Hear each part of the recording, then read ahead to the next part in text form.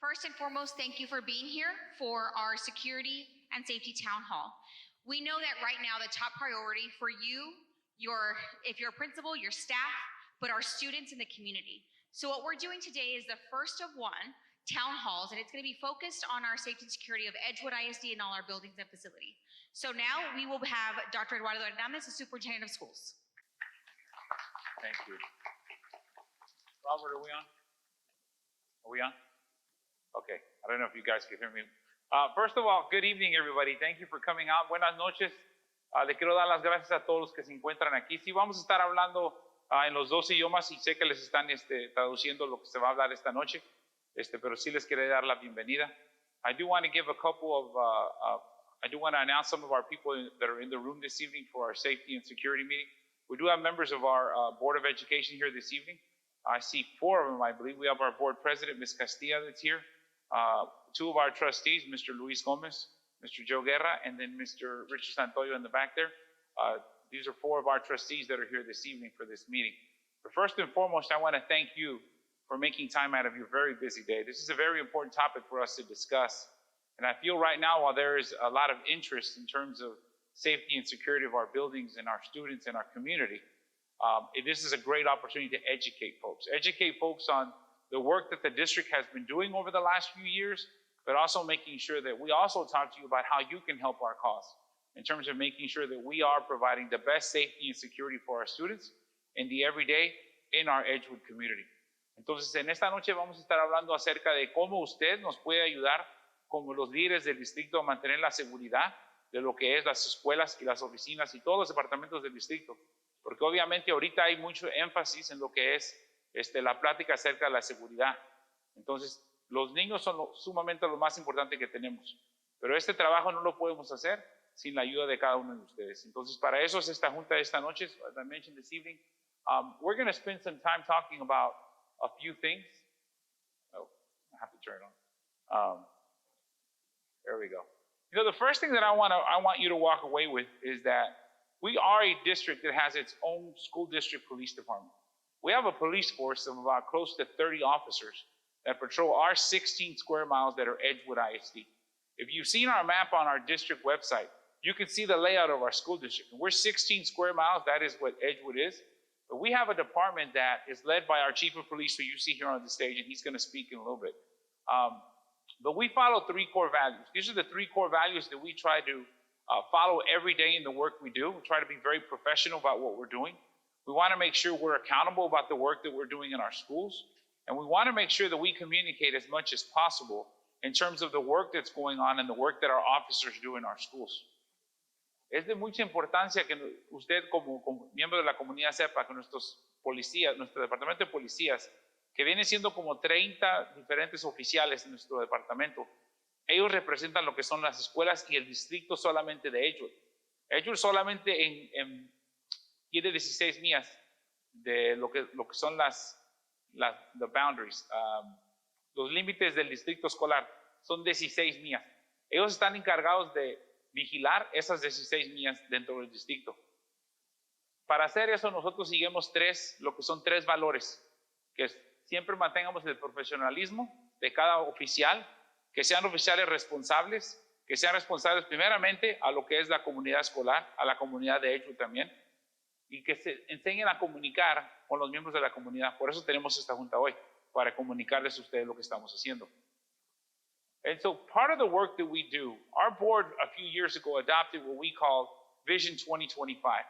And we follow 5 very easy goals. We focus on student success, and everything else you see on there is everything from community, what we do with the community, to making sure that the operations of our schools, that we maintain the safety and security of our schools, that we hire the necessary staff to make sure that tonight we're talking about safety and security, that we make sure that we hire the folks that can do that with us, and also that we're financially responsible for the money that our taxpayers give us. That is what the school board does. That 7-member volunteer group of board trustees are the folks that work with me that I report to. I report to the board president.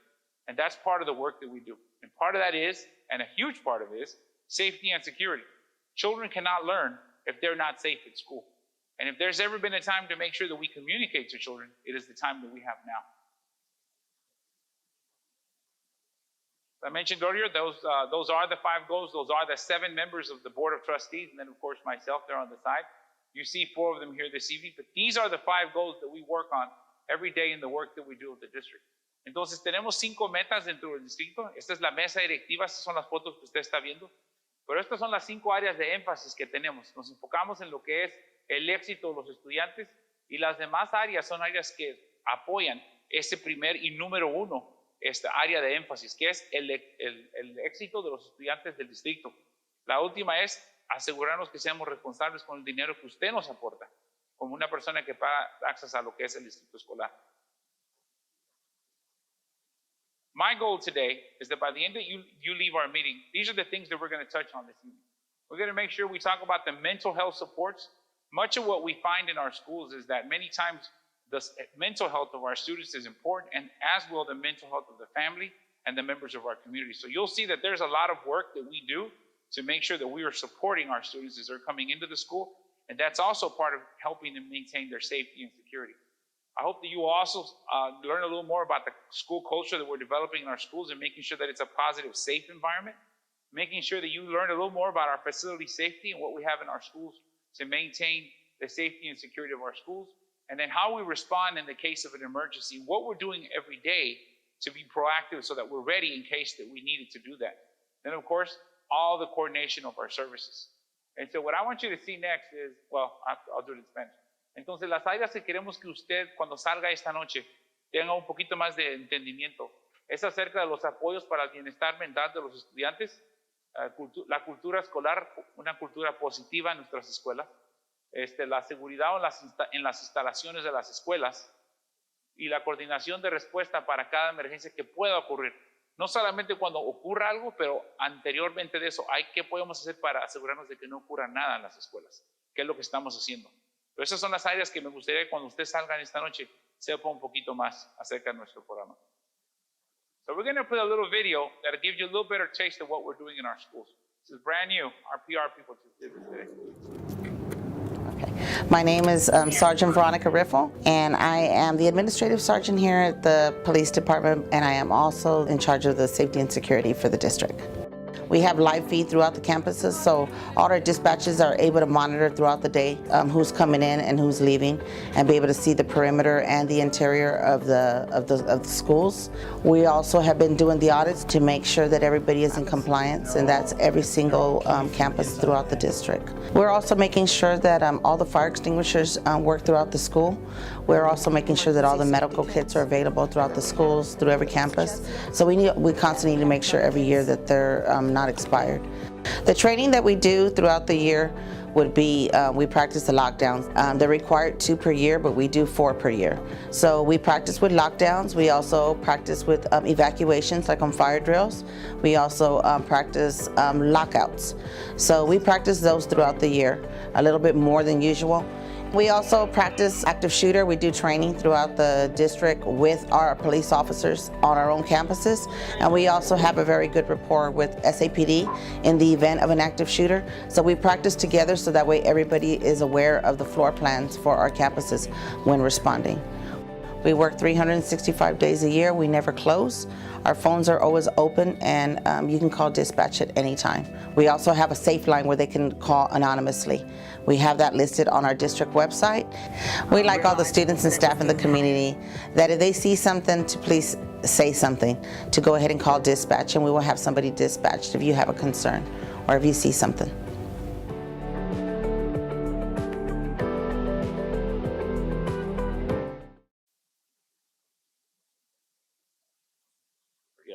So this video is actually going to live on our website. So if you ever want to share this video with someone, you will find it on our EISD website under the police department's page.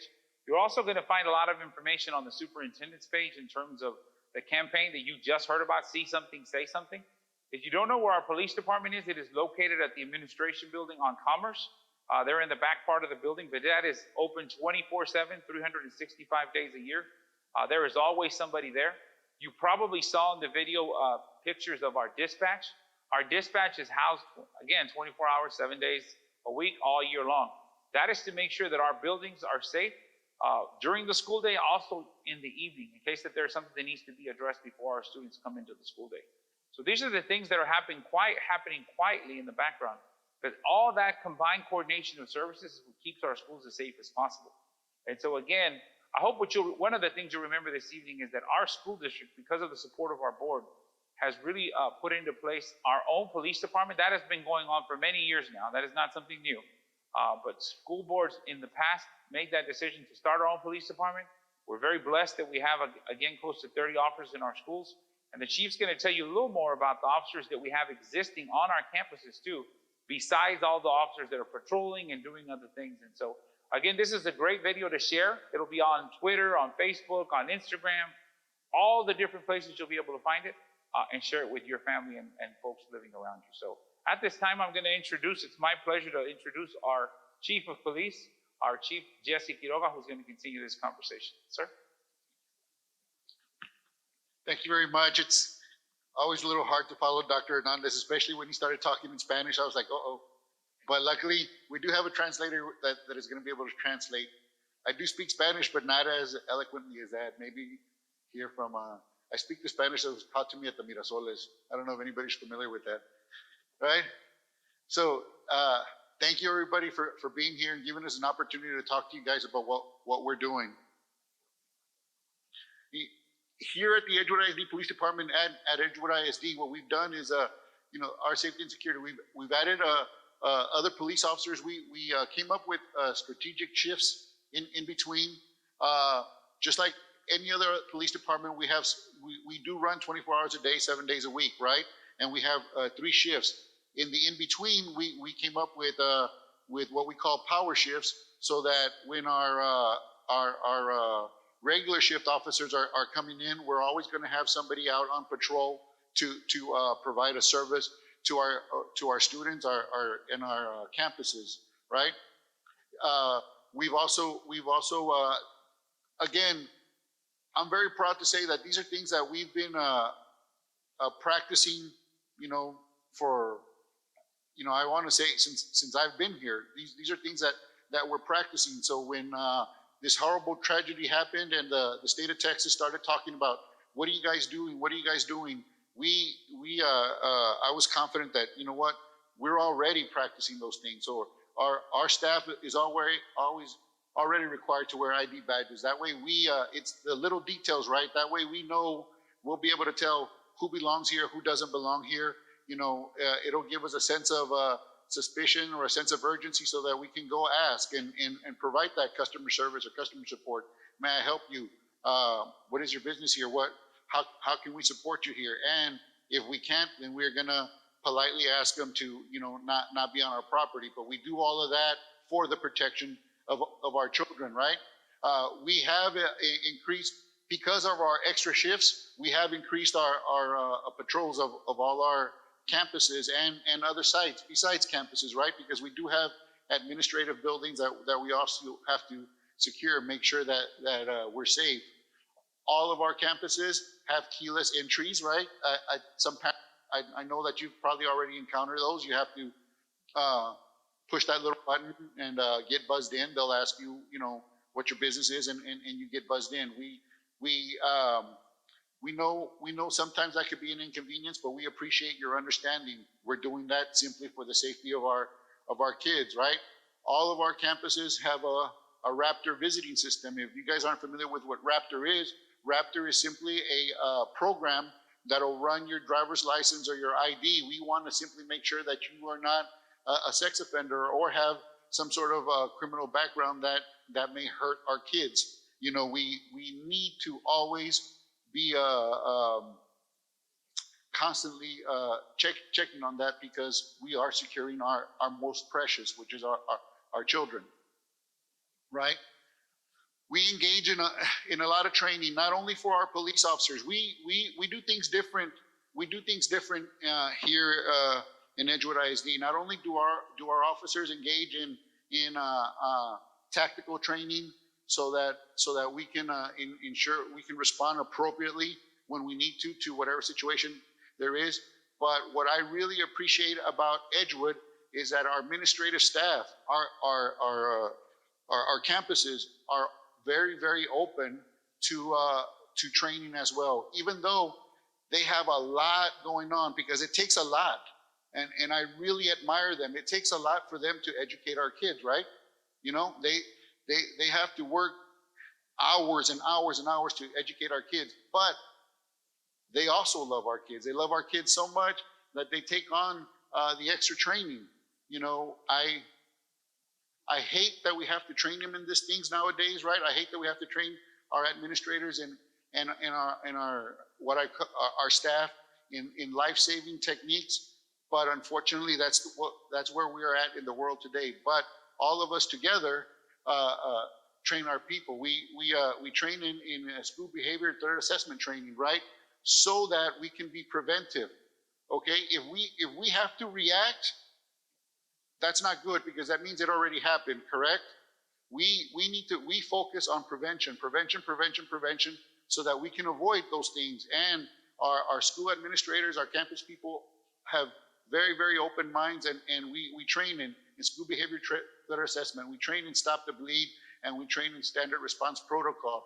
School behavior threat assessment is just that, right? We train to look out for certain red flags, certain behaviors of our students, so that we can pull them in, not to be punitive, right? We're not here to try just because one of our students is acting a certain way, we're going to bring you in and you're in trouble. No, we're going to bring you in. How can we help? Our job, the police department's job, is to support the campuses so that we can make our students successful. That's what we're here for, right? Stop the bleed training. God forbid there is ever a situation where we have to be reactive. We need to make sure that our staff is trained to be able to provide that immediate first aid to our kids, our staff, our community, to ensure their safety. And the standard response protocol, that's a universal training that's trained across all school districts. And what that does is prepare us in case there is an active emergency, an active shooter, a major threat. We will know how to react. But it involves just that, training, right? We can never put a great answer to an unreasonable situation, but we can be prepared so that we can have the best outcome, right? This is the kind of training that we offer. We've met with our transportation department. They were very open and very receptive. They got this kind of training. We trained the staff on our locking systems, how to lock the doors. You know, it sounds like, hey, that's kind of common sense, Chief. But if we don't talk about it and we don't do it, we may forget. So it's better to cover every detail just in case, right? Our substitute teachers, before they come into school, we talk to them about our safety and our orientation, and we want to make sure that they're familiar with our safety procedures, right? Because God forbid, one day we have one substitute, we call for a certain emergency, and they don't know what they're doing. So we need to get in front of that as well, right? Our custodians are trained to check entry points, and again, every department here in Edgewood has worked with us so that we all understand that it's all our responsibility to ensure that our babies are safe, right? We started conducting audits, and again, I am very proud of Sergeant Riffle because Sergeant Riffle has actually conducted audits like this before. Even before the governor said, hey, all school districts, you're gonna do this kind of audit. Yeah, a couple of years ago, we conducted our own school district audit, and we were in compliance. We were doing what we needed to do. We targeted our exterior doors, our emergency operations committee. Every campus in our school district has an emergency operations committee within the campus, right? So if an emergency happens at that campus, they will know how to react, and they will know how to help our students, right? Again, in the video, Sergeant Riffle talked about the mandatory drills, such as fire drills. All these measures that we're doing, like it says, is so that we can be prepared in case there ever is an emergency, right? These are what right here, this is the example of what some of our campus safety plans look like. We don't share what's inside with the community, and we do that for a reason. We don't need anybody else or somebody that may want to cause us harm knowing what our actual security plans are. But rest assured, they're there, right? I like this. I like the opportunity to talk to the community, right? Because at the same time that we're doing what we can, I don't want to sound like a cliche and say it takes a village, but the reality is it does. If we consider ourselves an island, we're never going to succeed. We at Edgewood are a community, right? But it's all of us. It's not just the campuses. It's not just the staff. It's all of us. I hear this saying a lot, Edgewood proud, Edgewood proud. Well, I'm proud to be in Edgewood, and I know my community is proud to be in Edgewood, and I know the community that I serve is proud to be Edgewood, but we're all Edgewood. Not just the students that come here, not just the staff that works here. Everybody that lives here, we're all Edgewood, and it's all of our responsibility to help protect what I call our most precious again, right? Our babies, right? So what is our community's responsibility, right? Again, we're gonna reinforce this over and over again. Help us. If you see something unusual, say something, right? The worst massacre, school massacre in the country, in a school, happened in 1927 in Bathtown, Michigan, right? So when we see shootings like this and we see things like this going on, we think it's just now, right? The worst one to date, right? 45 precious children were killed in 1927. Every time, I've been doing this for 26 years, every time an incident like this has happened, somebody knew something. Somebody knew something somehow, right? Yeah, there's always somebody that they interview that say, I knew he was capable of that because they displayed this or they displayed that. Guess what? If you tell us ahead of time, we can prevent it. At Edgewood, we do. We have a safe line so that you guys can call anonymously if you need to. And we also have a digital way for you guys to do it. You go onto our website, you look at our web page, and you don't have to give your name. I believe so-and-so may do this, or I'm scared because so-and-so is showing this kind of behavior. Well, so-and-so is usually happy, and for the last couple of days, he or she has been sad. I don't know what's going on. And it may be nothing other than they're having a bad day, or it may be that they're planning something horrible. But if we don't know, we can't prevent it. So that's where you guys come in. I ask that you guys please talk to your babies. Let them know that it's okay to speak out for someone, because it's not telling on them, it's caring for them, right? That's the way I explain it. It's not telling on somebody, it's caring for them.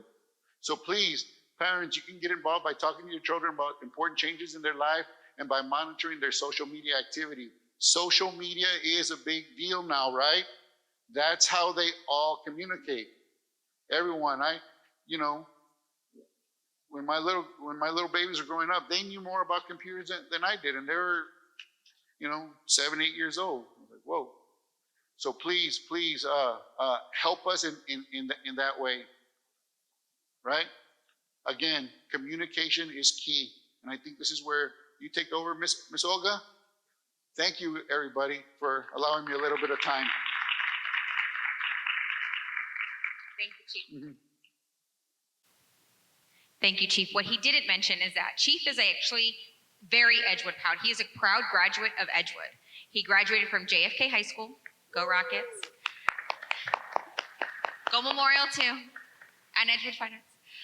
But he is proud. He grew up here, so this community means a lot to him, but it doesn't just mean a lot to him. It means a lot to each and every one of us sitting in this room, or we wouldn't be here. So one thing that's going to be happening is we always says communication is key. Chief will now be creating quarterly videos where he's going to inform all our campuses and our community about what they have been up to, Another thing we're also going to continue doing is having our platicas, which will start back up in September, at our first one being at Cisneros Elementary. So these platicas, you're going to be there. You can come, you can ask questions, you can get involved. Again, our police department is like no other police department. I will say that. They do more than just the campus policing. Our police officers are there 24 hours a day, just like any other officer. But what other officers don't do is you can't call at 2 in the morning and saying, you know what, I lost my job and I have no food on the table to feed my kids the next day. They will help. I remember one year we had a family that had an elderly grandmother living there. She couldn't get to her doctor's appointment because there was no ramp in her house to get there because she was wheelchair bound. Our officers on their own time went, got materials, built her a ramp. Other school district police officers don't do that. We are very blessed to have the team and the dedicated police officers that we do have. They're here because they love the district. If you do not know, that is the actual building at 5358 West Commerce. It's right behind the 2-story central office building, but you can see it right there. There is a phone number and the website. Again, they are open 24 hours a day, 7 days a week. You see something on social media, your child sees something on social media and you want to tell us, give us a call. We are here to help.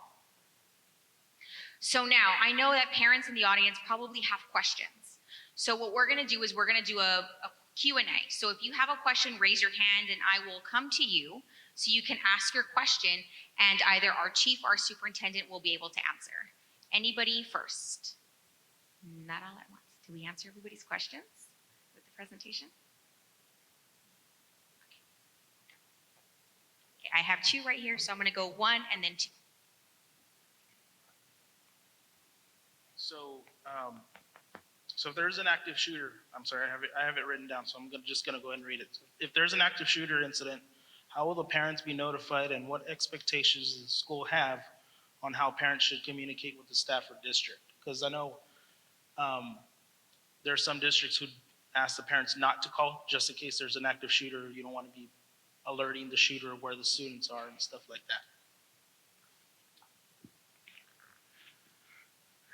Every situation is going to be different. However, we do ask parents, as hard as this is going to be for you, is not to call. One thing that happens with these cell phone towers and people don't tell y'all is that if we get too many calls to the same location, that cell phone tower is not going to work. It simply won't. It can't handle that much data. So that cell phone tower that we need to communicate, right, to coordinate and stuff will not be available to us. All right. So we ask you that you wait for us in our safety protocols, which we practice with our staff. We do have set evacuation places. We do have set reunification places. I don't share the reunification place with anybody because, again, if a bad guy knows about it, right, and I'm taking all my babies out of there and trying to put them in another safe place, there may be another bad guy over there, right? So we simply ask, as hard as it would be, because I'm a father too, right? My first thing is going to be to call my baby to make sure that they're okay, right? At all our secondary campuses, we have campus officers there, right? That are going to, we train, that are going to engage and neutralize whatever threat it is immediately. Nobody, all the officers in this department know that the expectation is you will simply neutralize that threat. Our babies are the most important thing. We're not going to wait for anybody else. We will go in there and we'll engage the threat. Our campus officers are supported by our patrol officers who are going to come in immediately to assist that campus officer in neutralizing the threat. All right, I hope I'm able to answer your question correctly. We have systems in place that will make phone calls either through our social media, our landlines, our cell phones to let all of y'all know, hey, there's something major going on, but this is the location where we need you to be. Okay? I'm going to go ahead and go to the next question back here, Ms. Owens.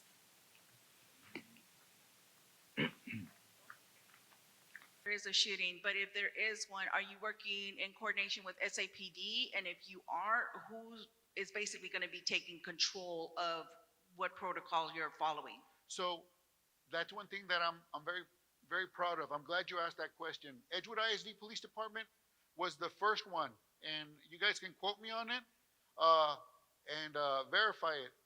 Our police radios, we can communicate directly with the San Antonio Police Department. The San Antonio Police Department can communicate directly with us. We actually are on the same frequency as San Antonio, all right? But we take it a step further. Every campus has a police radio in it, to where if something happened, that administrator can get the radio and coordinate with whatever agency is coming in. So if the Bexar County Sheriff's Department is assisting us, if SAPD is assisting us, if Edgewood is in there, we will be able to have direct communication with that administrator, because in these situations, seconds matter. We don't want them to start using that cell phone. Seconds matter, and we'll have direct communication, right? We also are one of the only school districts in Bexar County that has a signed MOU with the San Antonio Police Department. We are going to be the first responders. We're going to engage. But the reality of it is, the San Antonio Police has much more resources. And when they get there, the understanding is that they will take over the scene, so that there is no miscommunication. All right? I don't want to armchair quarterback or talk about anybody else, but we all know what happened in Uvalde and how awful that was. And then at the end of the day, nobody wants to take responsibility. Here at Edgewood, you will hold me accountable, because you pay me. I'm here to serve you all. You will hold me accountable. I will hold myself accountable to my superintendent, because those are his expectations of me. We will engage, we will neutralize, we will communicate, and we will coordinate with the San Antonio Police Department. And as a matter of fact, I don't want to give anybody any false sense of security, but we have been doing this, we've been practicing this for way longer, right? Some of our officers are not only trained in alert trained, but they're also certified in what I call special weapons and tactics. We send our police officers to get SWAT training. Our police officers actually have received SWAT training from the San Antonio Police Department, so that we are familiar with their procedures and their techniques, so we act the same way. Okay, I hope I'm able to answer your question. Thank you, ma'am. Okay, we have one more. Any other questions? Yes, one. For this coming school year budget, how much are we increasing our budget for security and monitoring? Well, you heard that's my question. So you heard the chief talk about the extra, what are we calling it, power shift? Power we shift. added now during the school day. We added that so that once students are arriving into school, we have officers that are there beyond just their traditional work shift. And then we also have officers that are working beyond the time the students are actually exiting our buildings too. Because obviously we want to make sure they're safe when they're with us inside of our buildings, but also when they're exiting. And so in terms of officers, we did add the officers to that patrol unit. And then of course there's other expenses that you may never see, but that we're having to work on it with regards to our cameras, enhancing those cameras and making sure that we have the best cameras that we have. I will tell you that is an ongoing thing because we've been working on that for a few years. But that's safety and security has always been a priority for the board and myself.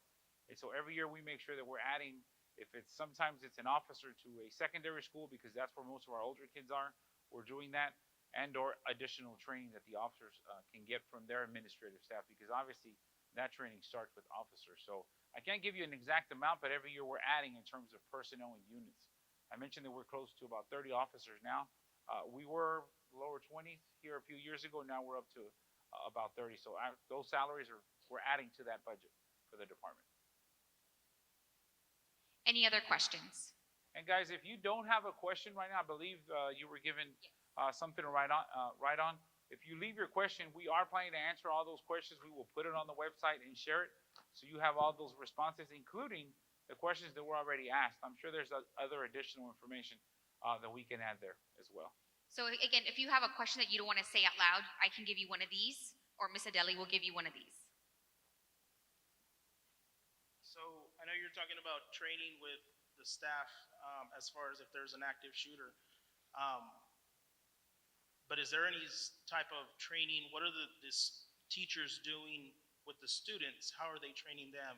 Because I mean, when I was little, the only thing we ever trained for was tornado drill, right?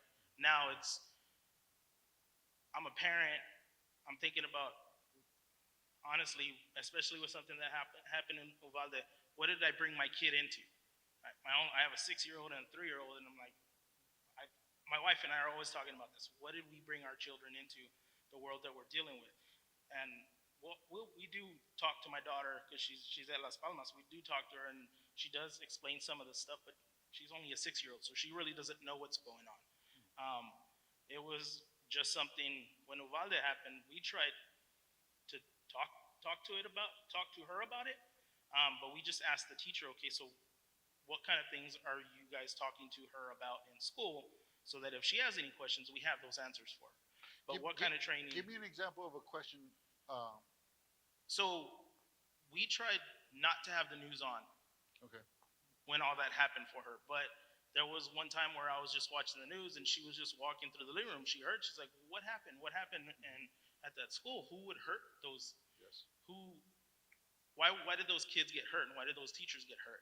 So I had to answer those questions, but I didn't know what kind of information was being given to the kids if they had any questions. So, you know what I mean? So one thing, do we have any? Oh, Mr. Hinojosa is here, and I don't want to put him on the spot. Oh, here's our counselor. So some of those questions, sir, some of those questions are difficult, right? We don't want to bog down our babies and cause them to have fear or panic in those situations. What we actually do is engage in the physical training. I'm gonna say this. How many of us remember fire drills growing up, right? I guarantee you, I'm not a betting man. I never win anyway. But I guarantee you, if a fire alarm drill would go off here right now, just because of what you said, tornado or fire drills, you instinctively would know what to do. You would get up, you would walk out of here in a manner. Nobody's gonna have to talk to you or explain things to you, right? Because of the training that you received, right? And I've seen it happen. I've gone. A few years ago, I was very proud of, and I'm going to give them a shout out if they're here, Gus Garcia. Okay, there's the new staff at Gus Garcia. But a few years ago, I walked into Gus Garcia in the middle of lunch, and they set off a fire drill. The kids were being kids, doing what they needed to do. As soon as they heard that fire drill, they instinctively went into, where's the chairs, walked out in an orderly manner, and walked away. Unfortunately, we need to get to the point where our kids know how to instinctively do that in case of an active shooter, and that's why we constantly train, so that even though our babies at 6 or 7 years old may not understand why some of these people do what they do, what they will do is know how to physically react so that they can save themselves, because ultimately that is what our main goal is, to save them. After that, we have an awesome social work and counseling department that will come in and start helping them to heal emotionally, which is, I think, what you're talking about, correct? Thank you, sir. Any other questions? Okay, one here, and then I'll go right over there. What kind of, after all of the situations, the mass shootings and all of that, whatever, through the years, what best practices have we picked up on and implemented in the schools, maybe even the physical structure of the school? Whereas you have to turn out the lights, you have to put the blinds down. Have we developed a system where we have one switch that turns the lights out, puts the blinds down, so teachers aren't running back and forth? Sir, I wish. Me too. I wish we had that, right? The main person who invents that right now is probably gonna become a millionaire. But what we have to do is we have to adapt to what we have right now, right? And we have done that. It's a switch. We've hardened our facilities, and believe me, if I found that switch, we'd be implementing it here. We would. But what we have done is we practice our drills. We harden the way people come in. In other words, we have only certain dedicated points of entry, right? Everybody else has to carry IDs. They have to swipe to get into certain situations. People have to get buzzed in. You know, they just don't have the free will to just walk into any of our buildings whenever they feel like it. They have to have official business to be here. They have to carry. If you're a staff member, you have to carry an ID. If you're not a staff member and you're walking around our building, guess what? We're going to engage you. Okay? So I hope I'm able to answer that as best as I can there for you. I think there was one over here, Ms. Olga. I'm walking that way right now. If you could please raise your hand real quick so I can see. Okay, thank you.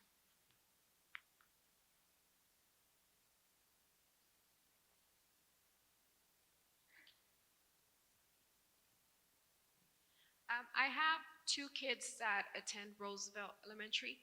My question is, will we be hiring more staff? Because early in the mornings, the kids arrive as soon as 7:15. This morning, we got there at 7:15. It was 7:20, no teachers outside on the curb waiting for the kids. There's maybe about 10 cars and all the kids getting off at once. How soon, if there was a shooter, how soon will our kids get inside the building with no teachers outside? So I'll take that question. Yes, sir. So obviously there's a lot of variables that we have to look at in terms of how we're protecting our kids. The first you already heard about was the power shift that we just added. That power shift was added so that we had additional patrol officers running around in our neighborhoods. That might not seem like a lot, but it is when you consider that we're only monitoring 16 square miles. We do that intentionally, even from when we plan for our calendaring every year, making sure that our schools are starting at staggered times so that we have patrol officers that are out there, to also include that we have patrol officers that are actually assigned. We have 2 officers at every high school. We have our middle schools that have their officers too. And then, of course, the other part, and this goes to the gentleman's question back there, what other best practices? We've also chosen to dedicate a lot of our funds to also having additional social emotional learning counselors at the school. Because a lot of times with the little ones, they don't know what's going on. And so really having a conversation, and then what you're doing now, like being here and asking questions, is really important. And so we have administrative staff in our schools. If it's a question of actually looking at an individual school and determining who can be there to open up the doors, if you will, we do look at that. Obviously, it is a school-by-school case because every school is different. And then also, we also want to respect the fact that teachers arrive at a certain time because they need to make sure they're prepping for the school day. So just like any household budget, you probably sit at home and you look at your budget, we do too. And what we're trying to do, support our money is with additional officers for our schools, patrolling in the neighborhood, counseling, which is a huge area of best practice that I think a lot of times over the years, we've learned how to do that. And then all of our elementary schools have a social worker on them. So those are other personnel that traditional elementary schools don't have, that our board chose many, many years ago to support that work in the schools so that we can let students in the morning. You know, our schools are now becoming not just early in the morning. We have schools, for example, Gus and Perales go till 6 at night most days. So we're trying to adapt to the needs of the school, but also making sure that we have the additional funding to make sure that we can ask our adults to, one, stay and be there for our kids, but also be respectful of the fact that a lot of our folks who happen to be Edgewood graduates are still raising children too. And so we try to keep that balance, but for me to give you one answer that applies to all 10 schools, we always tell people start with your principal. Principals are coached from another department in our school district that helps them kind of see through what they could do better. If it means having somebody alternate their start and end time, sometimes that works in our schools. And so again, those are the variables that we're looking at all of our schools so that we don't compromise the fact that we do want to make sure our teachers are there for what's the number one task? Making sure that they're to teach and learn for our students, but that everybody can add to maintaining the safety and security of the building. I know the secondary schools deal with that a little differently because they have multiple administrators, so usually somebody's assigned in the morning. But for your question to Roosevelt, that's obviously our leadership departments here. They're listening to that question. That's a follow-up with that principal. Good question. And sir, may I add Yes. something to it? And again, this is where I really appreciate that question. This is where I tell you, it does take a village. We need our community to help us because the unfortunate reality is school doesn't start until 7:30. And we do think about those cases, right? What about the parents that need to drop them off a little bit earlier, right? Right. That's where and I don't mean to single you guys out, but I really appreciate that meeting that we had. Remember we talked about that parent guardian program, things like that. If I could get parents involved, maybe hang out at the campus at 7 a.m. for us for a little bit for those 30 minutes. That would really help us because school actually doesn't, we don't really start getting people in until actually 7:30 in the morning. So yeah, you may see not as many people on the campuses at that time because the reality is school doesn't start till 7:30. But I will tell you this: our police officers, their responsibility, like our superintendent said, is Edgewood, right? So our response time to emergencies is anywhere between 2 minutes to 4 minutes. So if there was a situation there, and again, we are proactive and we monitor San Antonio, right? So, and you're going to know the example I'm going to give, even though I'm not going to mention names, right? There was a situation at one of our elementary schools where there was something going on outside. Our police department was proactively monitoring San Antonio, and within 2 minutes, we responded to the campus to ensure the campus was safe. We also worked hand in hand with San Antonio to make sure that person that was out in the neighborhood, even though it had nothing to do with Edgewood, we still want to make sure that our community is safe. Why? Because you are our community and our babies are our community. That person was taken into custody, right? It's kind of an off question what the gentleman had asked previously, but in case something like this happens, and I think it happened already twice within the 1 week at Roosevelt, how are parents going to know? Do we get like some sort of is there like a blast text message that everybody gets? Just, hey, FYI, this is what's going on.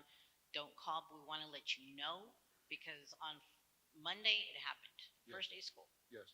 And Friday, it happened. We were all waiting out there, and then I saw the cop cars going by, and I knew something was up because the lights were on, and we were all parking, and that's when they're saying there's a lockdown. But how are we supposed to know this if that's not communicated? And is there like some sort of like an ETA you give the parents on a situation like this? so every situation is gonna be different. And remember,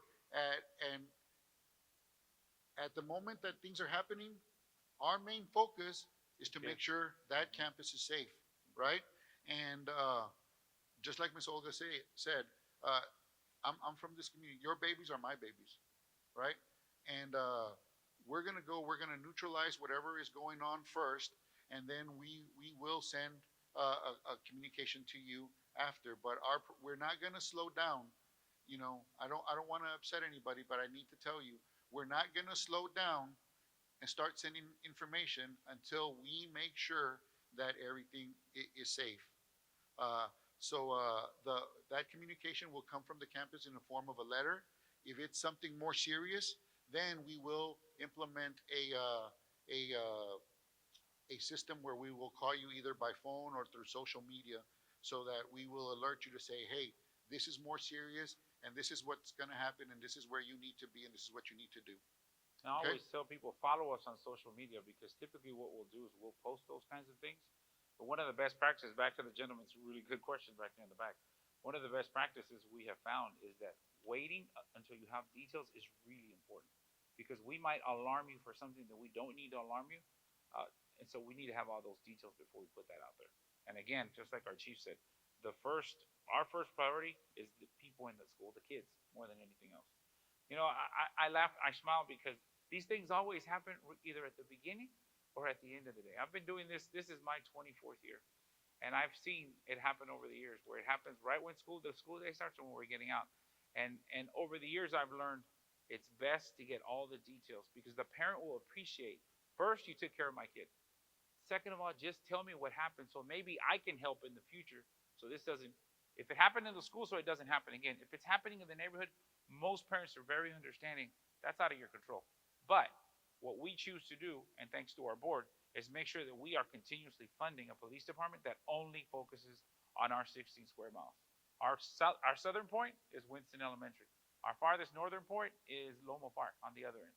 And so we can get there pretty quick in Roosevelt. I mean, 3 blocks down the road from the police department. So we're working on all those things with every individual situation. But good question. Okay, we have 2 more questions, and those are going to be the last 2 questions of the evening before we have to close it out. If you do have more questions that you don't have time to answer, Miss Adelia Olvera in the back has a comment card that you can leave that question on.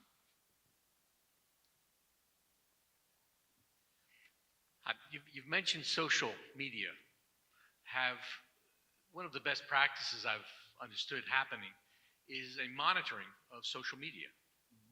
Would that be something that we would do proactive? I appreciate the reactive response and all of that, but what are we doing proactively to know that there's a situation or a potential situation? Good question. That's a very good question. We do practice prevention. We do actively monitor our social media. As a matter of fact, remember when I talked about that MOU with the San Antonio Police Department? San Antonio has a humongous intelligence center that monitors social media. It's called the Fusion Center, right? We actually have 1 or 2, Sergeant Riffle back in the back. How many of our officers are Fusion officers trained? 4. 4 officers that work with the Fusion Center, right? So what'll happen is that center is in charge of monitoring media, monitoring threats, monitoring situations like that. We have 4 police officers that are trained and work hand in hand with that Fusion Center. So if there is threats on social media, they immediately give them to us so we can start investigating them and provide proactive and preventive measures to those people. Thank you. That was a very good question. We've actually used that already a couple of Yes, sir. times, and it's been great. Again, Good- this is why good we evening. put up there about monitor your children's social media presence. It is extremely important. Yes, ma'am.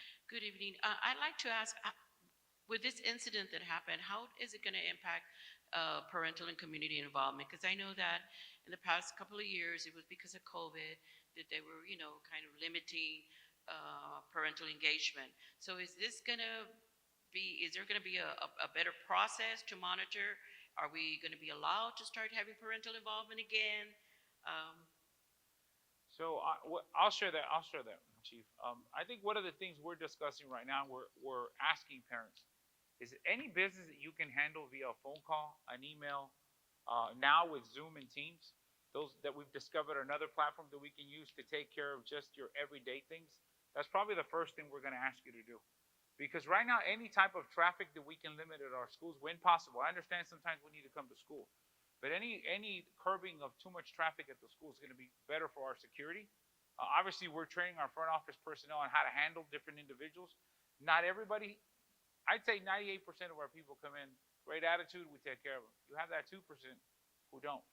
And so we're trying to train our people through that. But with regards to parent involvement, we expect that this year we'll start having our literacy nights and things like that. Principals will communicate.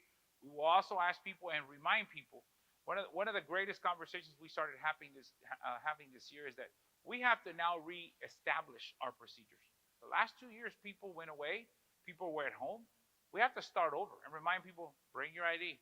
You have to go through the Raptor system. If the Raptor system brings anything up, please don't take it personal, but you can't come in the building. And so those are procedures that we're training people on. Who gets to go on field trips? I know last year a couple of things came up. We need to make sure that anybody who's going on a field trip is authorized to go on a field trip. So we're establishing those things. We're having town hall meetings like this one. We're getting back out into the neighborhoods. We were out in the neighborhoods doing pláticas. This is a hot topic for people. It's going to be a hot topic all year. And so we're planning to have that conversation out in the community where people are the most comfortable.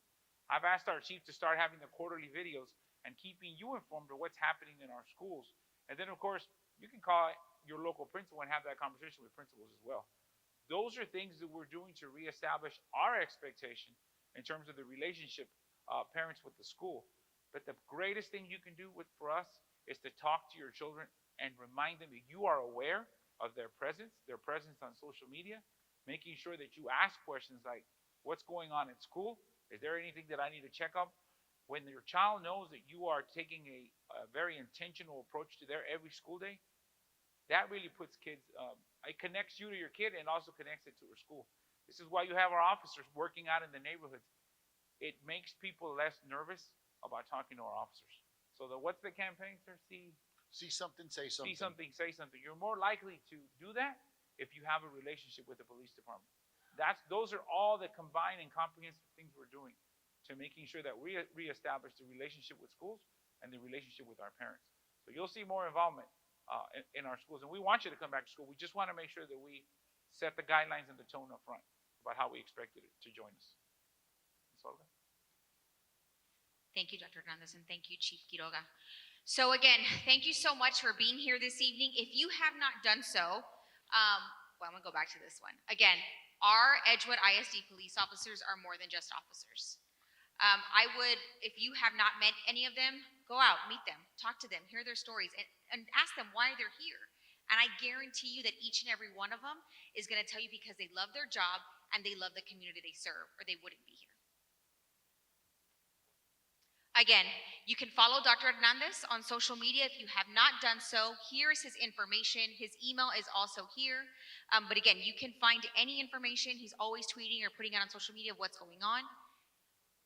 We also have our EISD Police Department here on Instagram and on Twitter. And then mine, but you don't really need mine, but if you want to, you can follow me. If you want to. But this presentation will go on our district website. It will be under the Chiefs section. So thank you so much for being here. We really appreciate it. We hope we got to answer some of your questions. But if we didn't, there are some comment cards in the back. Please leave them there.